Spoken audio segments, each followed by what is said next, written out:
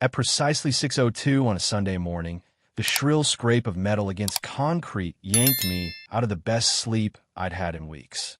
I jolted upright, heart pounding. My first, groggy thought, earthquake?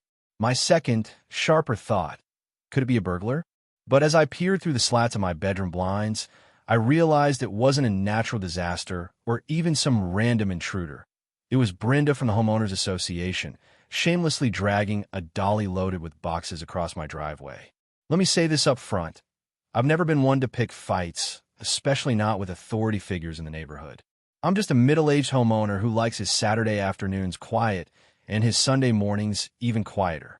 But the sight of Brenda's stooped figure wrestling two unwieldy cardboard boxes onto my property at dawn curdled whatever neighborly goodwill I had left. I yanked on a robe and marched out my front door without even bothering to slip on shoes. The crisp air bit at my feet, but the chill in Brenda's gaze was colder by far. "Morning," she said curtly, as though we were meeting for a friendly jog rather than an unannounced infiltration of my driveway. She gestured with her elbow to the dolly. "Got some stored items for the next HOA rummage sale. I need a spot to stash these. As you've got an oversized garage, we decided it'll go here." My jaw fell open. "We decided?" I repeated, trying to keep my voice steady. "Who's we?" Her thin lips drew into a taut line. "The board voted. My husband will be by later with a second load." That was the first moment I realized just how far the association was willing to push. An entire second load? In my garage? Her tone implied that I was to accept this new arrangement without question. But my garage was my space. I had an old, half-finished vintage motorcycle in there, a well-organized workbench, and a few personal projects that I'd nurtured over the years. And suddenly it was being treated like a community storage unit without my permission. I tried to remain calm, but frustration flashed hot behind my eyes. "Brenda," I said, "the HOA fees I pay are for landscaping, security, and pool maintenance, not for you folks to treat my garage like a dump site." She flashed a brittle, patronizing smile. "You've got so much empty room in there, Roger, and you'll be doing the neighborhood a service. This rummage sale's for the good of the entire development. We'll use the funds to replace the playground equipment by the clubhouse. It's for the kids." I glanced over her shoulder. My driveway was fairly short, so her dolly sat half on my property and half on the sidewalk, cutting off the path for any unsuspecting jogger. The word kids fizzled in the morning air, feeling suspiciously manipulative. I tried to push aside my annoyance and make a rational argument. "I'm all for improving the playground," I said as evenly as I could. "But no one asked me. This is my private property. You need my consent. Why would you object?" Her eyebrows shot up in genuine confusion, as if it never crossed her mind I might be upset about losing control of my own garage. "You know the rummage sale benefits everyone, and our covenants, conditions, and restrictions, CC and RS, give us the right to do what's best for the community." Now, I had read those CC and RS when I bought the house, but I certainly didn't recall a section granting the HOA the right to commandeer my personal storage. Yet at 6 in the morning, wearing a bathrobe and feeling cornered, I found myself struggling to recall the exact wording. My anger boiled over. "Look," I said, letting an edge creep into my voice, "I want to see the clause in the CC and RS that says you can store rummage sale junk in my garage. If you can't produce it, then you and your husband need to find another place. Maybe one of the empty model homes or an unused corner of the community center." Brenda's face hardened, the early sunlight cutting across her features. "No need to get dramatic. This is a courtesy we're extending, and if we can't count on neighborly spirit, well," she paused, looking me up and down, "there might be some new fines that we'd have to consider for non-compliance with association guidelines. After all, I hear you're behind on painting the side fence. Peeling paint is a violation. That fence is barely chipped." I sputtered, but she was already turning away, haughty as an empress who'd just claimed a new province. She waved a dismissive hand and began trundling the dolly toward my garage. Flustered, I fumbled for my keys, sitting on the foyer table, I realized, and by the time I sprinted to grab them and back out, Brenda had already popped the door, using her own remote. Yes, she had a universal remote for our entire cul-de-sac. I didn't know that was even possible. Suffice it to say, my day went downhill from there. Before noon, Brenda's husband arrived with another load. By sunset, the entire right-hand side of my once orderly garage was lined with tattered boxes, old sports gear, battered furniture, and stacks of outdated electronics. It wasn't just rummage sale items. It looked like half the neighborhood's forgotten cast-offs. A broken elliptical machine, chipped ceramic planters, even a dusty set of encyclopedias from the 1980s. I stood there, arms crossed, glaring at the chaos. My beloved space had been invaded in broad daylight under the banner of community improvement. Meanwhile, Brenda had left a curt note taped to my fridge. We'll be by next weekend to retrieve items if needed. Please keep the area locked and safe. Hoa. I couldn't decide if the note was ominous or just patronizing. Probably both. I could already imagine the conversations with neighbors. Everyone would shrug and say, "Hey, at least it's not my house," then politely change the subject because nobody wanted to cross the HOA. It was a fixture of our community, mildly tyrannical, annoyingly persistent, and thoroughly entrenched. But I knew one thing for sure. If they thought I was going to let my garage become a perpetual dumping ground, they had another thing coming. I didn't know exactly how I'd take a stand yet, but I swore, staring at that avalanche of junk, that there would be a reckoning. All week I stewed.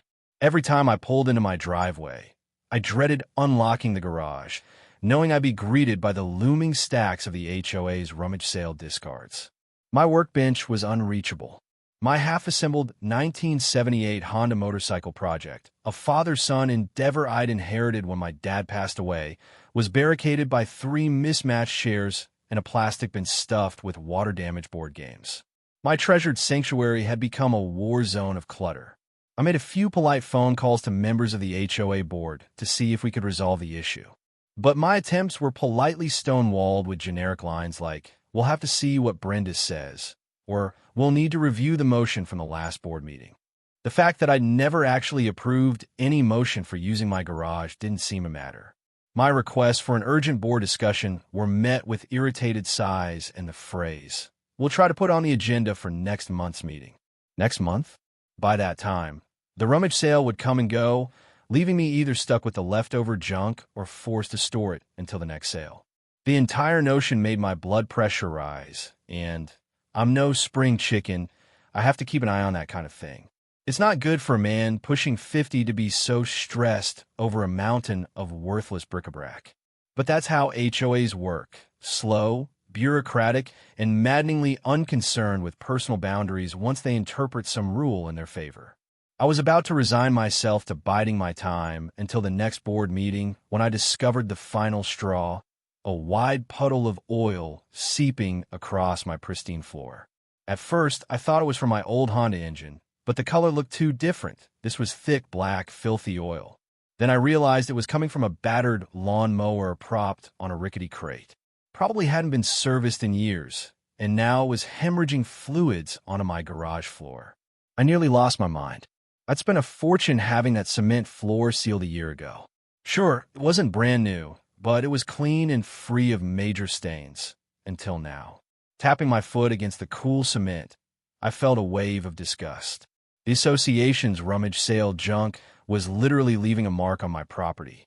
I called Brenda immediately, ignoring the fact that it was a Tuesday afternoon and she might be working. The phone rang 5 times before she picked up, sounding exasperated as if I were an unruly teen who refused to follow curfew. "Roger, I'm in the middle of errands. This better be important." "It is important," I snapped. "I've got oil pooling on my garage floor from your rummage sale items. I need these things out now. Not next week, not next month. Now." She made a slight sking sound. "I'm sorry about the inconvenience, but the rummage sale's not for another 2 weeks." The board voted. The items stay until the weekend before the sale. That's final. My pulse hammered. And what about the damage to my property? You're going to pay for cleaning, resealing, and any repairs, right? I phrased it as a question, but my tone was laced with fury. "Damage?" she repeated, as though the concept was foreign to her. "Well, if you don't want damage to your floor, maybe you should move the items around. Put a tarp under them or something. We certainly don't have the funds to cover your personal preferences for cleanliness." That was when I realized just how indifferent she was. It didn't matter if I had a legitimate complaint. All that mattered was the HOA's convenience. And apparently, they had no intention of reimbursing me for any damage done to my space. My personal preference for a clean garage was my problem, not theirs. After I hung up, I sat in silence on my garage step, staring at the chaotic row of boxes, furniture, and leaking machinery. Anger twisted in my gut like a coiled spring. I wanted a dramatic solution, something that would make the HOA regret ever crossing my threshold. I considered hauling the whole mess to the dump, but that might spark a fine or even a lawsuit from the HOA. They'd probably bury me in legal jargon about destroying property intended for charitable fundraiser. And the last thing I needed was to get entangled in a costly legal battle. The association had deeper pockets than I did. That's when a mischievous spark ignited in my mind. Brenda had said they couldn't move the items until the rummage sale weekend. She insisted it was for community benefit. But what if I took matters into my own hands by using that same reason against them? A charity auction. The words fluttered through my mind like a tempting little ember. We had a local nonprofit that supported homeless veterans, a cause close to my heart. They often did silent auctions and rummage events to raise money. If I whisked the HOA's items away to an official charity auction, one that was properly advertised with receipts and everything, could Brenda accuse me of wrongdoing? After all, she told me the rummage sale proceeds were destined for a community project to benefit the playground. But if I repurposed it for an equally worthy cause, or arguably an even more direct charitable cause, perhaps I'd be bulletproof from a moral or legal standpoint, especially if I had real documentation of the donation. Still, it was a risky move. I had to think carefully. If I moved their stuff off my property without permission, the HOA might claim theft or vandalism. But if I negotiated with a local charity group for an official event, could I keep it above board? It had to be large enough to clear out all the clutter in one go. And it had to be public enough that the HOA couldn't spin it as me being a petty saboteur. The potential for negative PR might force them to back off. After all, how bad would it look for them if they publicly slammed a homeowner for supporting veterans? Before I let my plan get too far, I called my longtime friend, Doris, who was well-connected with local charities. She was in her early 60s, with a gentle heart and a knack for fundraising. If anyone could turn this chaos into something beneficial for the greater good, it was Doris. Over a cup of coffee, I pitched the idea. She listened, eyebrows raised, stirring her cup quietly as I recounted my battles with the HOA. When I finished, she gave me a cautious but encouraging smile. "Well, that's certainly bold," she said. "If you really think the HOA won't retaliate too viciously, I can help you set up a last-minute charity auction. Or are you sure you want to poke the bear?" I thought about Brenda's smug grin and her flippant remarks about my personal preference for cleanliness. And I thought about my father, who served in the Navy. He'd always told me, sometimes, if you want the bully to leave you alone, you have to hit back. Smartly, not violently. This felt like a chance to do exactly that. "Yes," I said firmly. "I'm sure." The next few days were a blur of phone calls, emails, and covert arrangements. Doris worked her magic, contacting the local Homeless Veterans Coalition, the folks who regularly organized auctions and rummage events. She'd built a solid relationship with them over the years, raising funds through church events and seasonal drives. When she told them she had a massive load of donated items ready to be auctioned for a great cause, they leapt at the opportunity. "Of course, we'll handle pickup and storage," said the man on the other end of Doris's phone, sounding downright giddy. "We can even manage some marketing to make it a decent turnout." That was music to my ears. Before I knew it, we had a date for the auction, Saturday in less than a week. The short notice was a concern, but the coalition's coordinator explained that they had a waiting list of donors and bidders who turned out reliably whenever they announced new items for sale. "We get a surprising number of folks looking for cheap furniture, vintage decor, and knickknacks," he said. "There's real interest in rummage-type finds." I hovered over Doris as she scribbled details onto a legal pad. Location of the auction, the time slot, and key logistics. The biggest question was how soon we could get all the HOA junk picked up. The coalition offered to bring a box truck and volunteers Thursday morning. That left me with 2 days to finalize any potential blowback or complications from the HOA. I wanted to remain stealthy, but I knew I should at least send them a courtesy warning. Then again, maybe it was wise not to tip my hand. After some deliberation, I settled on sending Brenda a short email Tuesday night. Brenda, I'll be taking care of the rummage sale items currently in my garage. Please consider the matter handled. You can retrieve them at your convenience if you'd like, but they won't be in my space anymore after Thursday. Respectfully, Roger. It was deliberately vague. I didn't mention an auction or a charity. I just said the matter would be handled. Let her interpret that however she liked. If they bother to show up before Thursday, fine, come get your junk. But if not, the coalition volunteers would load everything onto their truck, and that would be that. On Wednesday, I received a one-line reply from Brenda. Roger, the board has not approved moving these items. You do not have permission to relocate anything. I strongly advise you to reconsider. Brenda, a cold, simplistic threat. I swore under my breath.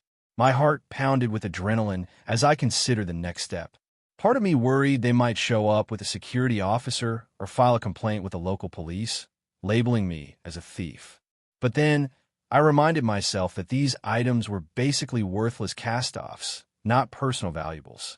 The HOA had 0 receipts indicating ownership. If they tried to prove the rummage stuff was stolen, they'd have a pretty weak case, especially if I had a legitimate nonprofit vouching for a charitable donation. Armed with that logic, I steeled myself for Thursday's operation. The volunteer truck rolled up at 9 a.m. sharp. 3 men in matching t-shirts hopped out, along with an older woman carrying a clipboard. Their eyes widened as I opened the garage. Even from the driveway, the smell of old furniture and stale cardboard drifted out like a musty exhalation. Wow, one volunteer muttered. This is a lot. I thanked them profusely for coming and told them to grab anything and everything that wasn't obviously mine, meaning all the boxes, plastic totes, furniture, the leaky lawn mower, sports gear, and that ancient elliptical. I pointed out my motorcycle, tool chests, and personal shelving to ensure none of my own belongings got hauled away. They worked like a well-oiled machine, stacking boxes and carefully loading the truck. I made sure to slip them some cash for gas and a nice lunch afterward. I could tell by the lines on their faces that they were used to tough manual labor, and the last thing I wanted was to treat them like just another set of hands. Halfway through the job, I spotted Brenda's husband, Warren, driving slowly past in his golf cart. He practically craned his neck, eyes bugging out when he saw the big Veterans Coalition logo on the side of the truck. For a moment, I worried he might slam on the brakes, jump out, and confront us. But after a few seconds of gawking, he revved the golf cart away, presumably to report back to Brenda. By noon, my garage was gloriously empty, aside from my own possessions. I breathed deeply, relishing the sense of liberation. Gone was the battered elliptical. Gone were the oil leaks and water damage boxes. I marveled at how swiftly the crew had worked. I thanked them again and waved goodbye as they rattled off down the street, the truck loaded to capacity. Sure enough, about an hour later, Brenda knocked on my front door. I'd been expecting her, so I didn't bother feigning surprise. She stormed in without waiting for an invitation, scanning the garage with a look of fury. I'd never seen her so red-faced. It was a mixture of outrage and confusion, as if she couldn't quite process that her precious rummage sale stash had vanished. "What did you do?" she demanded, voice trembling. "I handled it, like I said I would." I replied calmly, though my heart was thudding in my chest. "Where is everything? We have a rummage sale in a week. That property belongs to the HOA," she spluttered. I shrugged. "It's all with the local Veterans Coalition. They're holding an auction on Saturday. I'll be sure to send you the event details if you want to attend. You said it was for the good of the community, right?" So I figured a well-known local nonprofit benefiting homeless vets was a worthy cause. She looked like she might faint. "You can't just give away our rummage sale items." "I didn't give them away," I said carefully. "They're going to be sold at an auction to raise funds. Isn't that what you wanted to do in the first place?" She drew herself up, crossing her arms. "We had a plan for those proceeds. Our board allocated that money for the playground improvements. You had no right to change it." I didn't see any official receipts or price tags, I said, trying not to sound too smug. Just a bunch of junk that was cluttering on my garage. But if you want to come to the auction and place a bid or speak to the coalition, feel free. It's a public event. Of course, you might need proof that the HOA truly owns those items. Got anything like that, Brenda? Her mouth opened and closed like a fish out of water. It was donated to the association by the residents. We have the right. I wave a hand. All for a charitable cause. I'm sure the residents who donated won't mind their stuff benefiting homeless veterans, right? I imagine that's an even nobler cause than new swings and slides. Brenda shook her head violently. This is unacceptable. You're going to regret this, Roger. She stormed off, slamming the door behind her. My heart hammered, but an odd feeling of triumph buzzed through my veins. I had done what the HOA refused to do, remove junk from my personal property, and I'd found a moral high ground while doing it. Now I just had to wait and see how it all shook out once the auction took place. Saturday morning arrived with cool autumn air and a streak of early sunlight across the horizon. The charity auction was set to begin at 9 at a local church gymnasium, the same place Doris regularly organized smaller fundraisers. I woke up excited, if a little nervous. I knew I'd rattled the HOA's cage pretty hard, and I wouldn't put it past Brenda to show up with some half-baked legal threat or the neighborhood watch in tow. Still, I headed to the gymnasium wearing a tidy polo shirt and slacks, determined to keep everything professional. The volunteers greeted me with wide smiles, thanking me for helping gather such an extensive spread of sale items. They ushered me through the double doors, where rows of tables were loaded with bric-a-brac, each piece tagged with a small label. Furniture was set up in a corner, sporting bright stickers with starting bids. At the back of the room, the battered elliptical sat next to the leaky lawn mower, each roped off behind a bright sign reading ASTS condition. It felt surreal to see the HOA's rummage stuff displayed so prominently, but also strangely satisfying. People milled around, sipping coffee and inspecting random knickknacks with that eager expression rummage hunters get, hopeful to find a hidden gem. 10 minutes before the auction kicked off, Brenda arrived. She wore a neat pastel blazer, an expression of forced composure plastered on her face, and marched in with two men flanking her. I recognized one as Mark, another member of the HOA board. The other man was a middle-aged fellow in a slightly ill-fitting suit who clutched a briefcase and looked a bit nervous. My guess was he was an attorney or some kind of legal aid. Brenda zeroed in on me the moment she entered. I gave her a polite nod, and I could see her nostrils flare. She wasted no time launching into her spiel. Roger, she said formally, this event is unauthorized. The board hasn't approved any transfer of HOA property. We're here to demand that these items be returned immediately. I offered my most pleasant smile. Good morning, Brenda. I'm sure the folks at the coalition would be happy to have a conversation with you. But as I mentioned, they accepted these as donations. She scowled. You can't donate what's not yours. I'd argue that the HOA can't store items without permission in my garage. So we're at an impasse, aren't we? Her face went a shade darker. I spoke to our attorney here, Mr. Clark, she said, gesturing to the uneasy man with the briefcase. We believe you've committed conversion of property. That's a civil wrong, Roger. You could be liable for damages. The man in the suit cleared his throat, adjusting his tie. We'd prefer an amicable resolution, of course, he muttered. If the items are returned before the auction starts, we might. At that moment, Doris swooped in, radiant as an angel with a mission. She introduced herself as the coordinator working with the Veterans Coalition. I'm sorry for any confusion, folks, but we have the donation form signed by Mr. Roger here. All items were given in good faith as a charitable contribution. She handed the man a crisp set of papers. We've also already invested in marketing, venue rental, and volunteer labor. If you'd like to challenge ownership, we can certainly discuss that after the event, but we can't simply halt a charity auction minutes before it starts. We have around 70 donors and bidders present. It would be disruptive and cause undue financial hardship for our nonprofit. Mr. Clark's eyes flicked over the papers, and I saw him grimace. Brenda was livid. "This is absolutely ridiculous," she hissed. "We need those funds for the playground." People donated these items specifically for the HOA rummage sale, not for a random veterans charity. Doris, ever the diplomat, offered a gentle smile.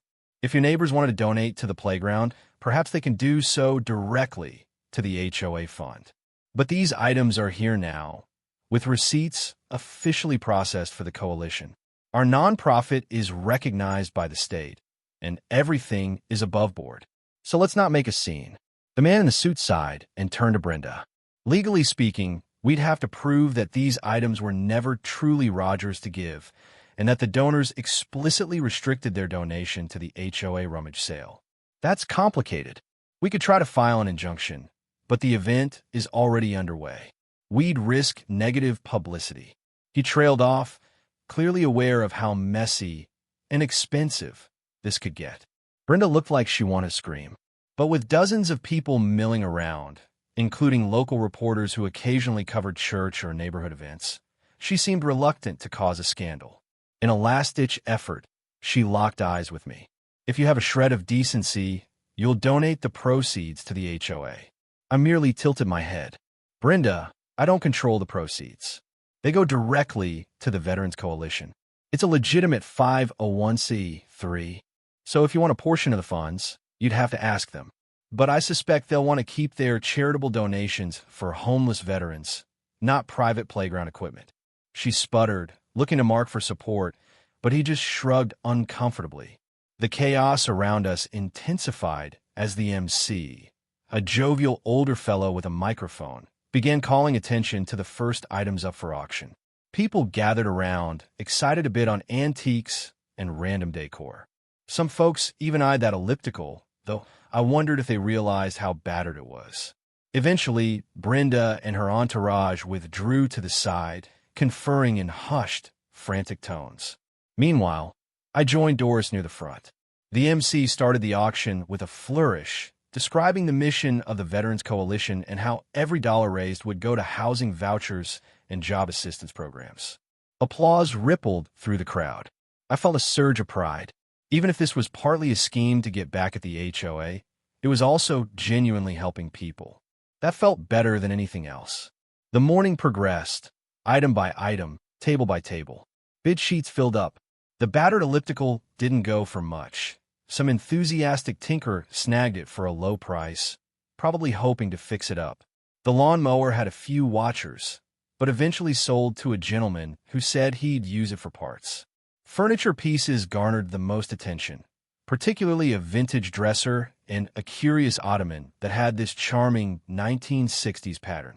Even the broken chairs found takers.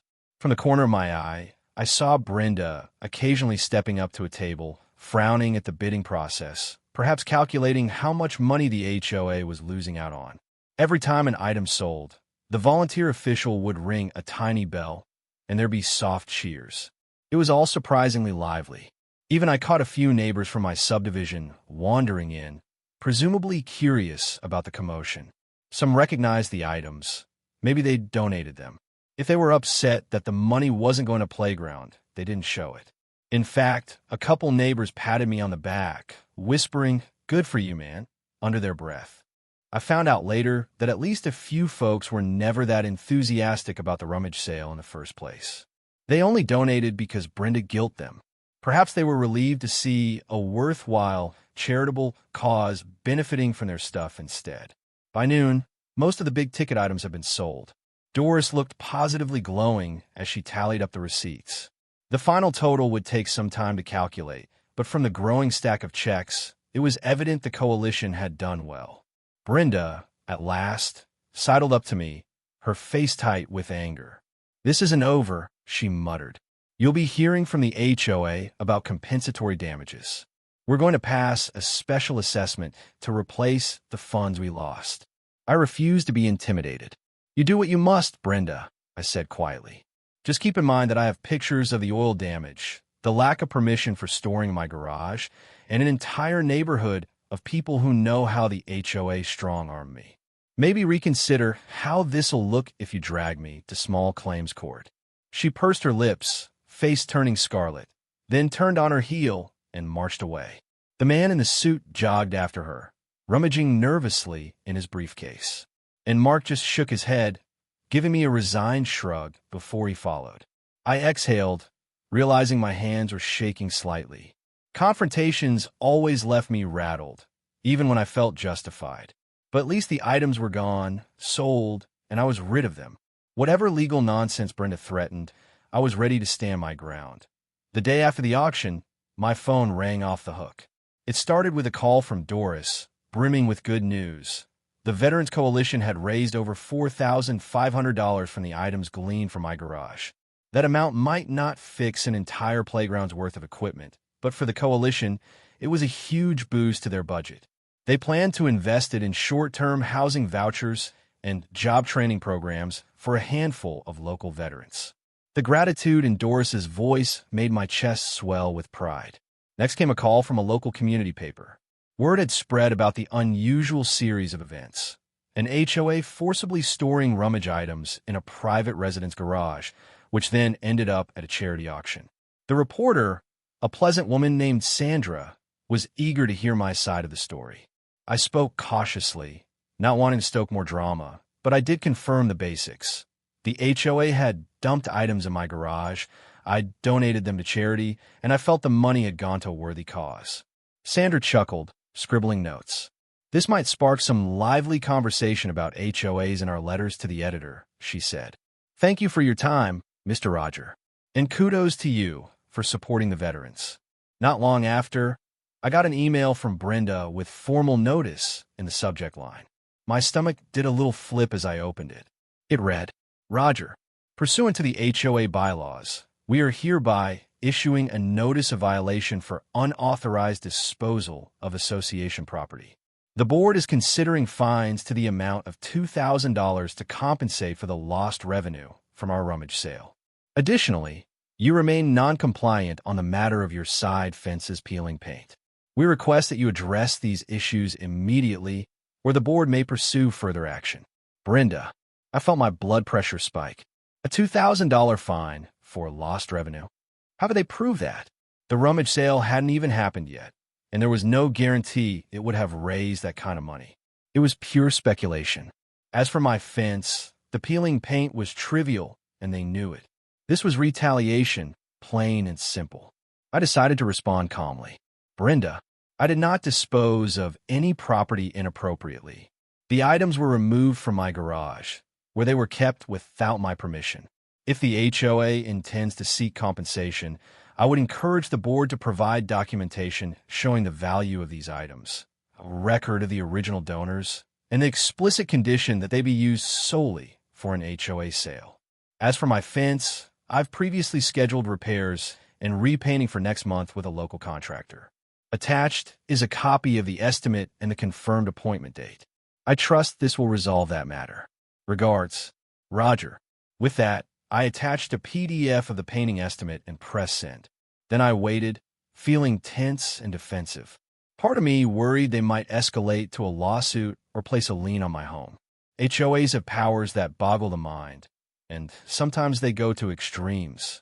But in the meantime, I had a few tricks up my sleeve.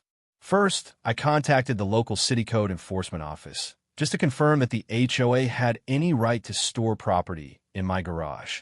The city official I spoke with was puzzled by the scenario and said, unless your community CC and RS explicitly say they can do that, it sounds like a violation of your private property rights.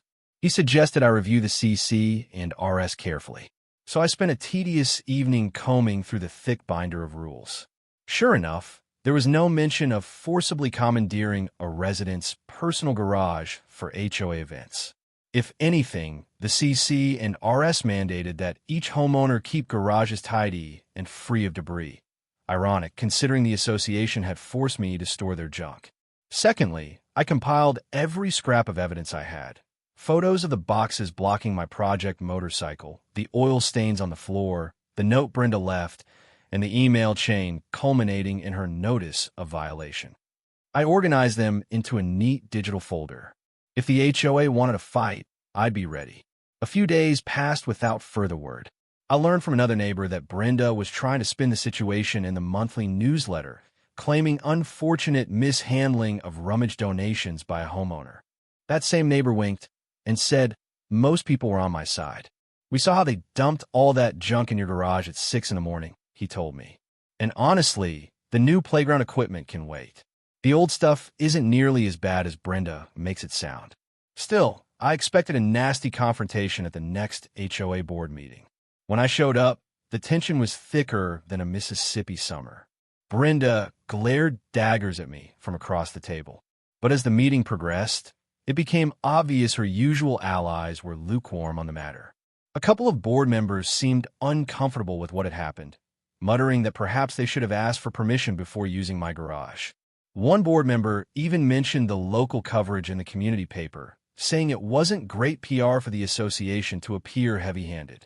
Then, halfway through the agenda, Mark, the board member who'd been at the auction with Brenda, made a statement that took me by surprise. I'd like to propose we drop any talk of a fine or disciplinary action against Roger. We can chalk this up to a miscommunication, he said gruffly. He made a charitable donation on behalf of the neighborhood, and the Veterans Coalition benefited. Let's keep that in mind. Brenda nearly choked on her own breath. But we lost all rummage sale revenue, she snapped. We need that money for the playground, and Roger undermined our event. Mark shrugged.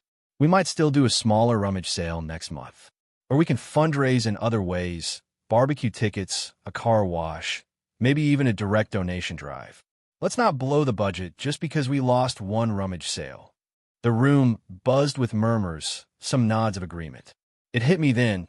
Not everyone was enthralled with Brenda's micromanaging style. Many were fed up with her hostility and controlling tactics. Perhaps they saw me as something of a folk hero, someone who'd stood up to the HOA's overreach. In the end, the board voted not to pursue any fine or official violation against me. They concluded that any use of personal garages for HOA storage must be voluntary and agreed upon in writing, effectively banning the association from repeating the fiasco. Brenda fumed. She cast the sole dissenting vote against dropping the charges, but she was outnumbered. I caught her glancing at me across the table, fury and resentment flashing in her eyes. After the meeting, Mark approached me in the parking lot. Look, he said, stuffing his hands in his pockets. I'm sorry it came to all this. Brenda's, well, she doesn't always speak for everyone. I think what you did was gutsy, helping those vets. My dad was Air Force. I appreciate it. He offered a handshake. I accepted it with genuine relief. Thank you. I'm just glad it's resolved. He nodded, gaze drifting. Yeah, for now. Brenda doesn't let go of grudges easily. Watch your back, but I think you'll be fine. I thanked him again, then drove home with a light heart. True, Brenda might be seething, but her power over me had fizzled, at least on this front. My garage was once again my sanctuary. And best of all, I'd raised money for a cause close to my heart. That night, I pulled my old Honda motorcycle to the center of the garage, flicked on the overhead light, and finally got back to tinkering. The smell of engine grease and polished metal was comforting, a reminder that my space was mine alone. Outside, the neatly manicured lawns of the subdivision were quiet, and for the first time in a long while, I felt a peaceful sense of victory. The end.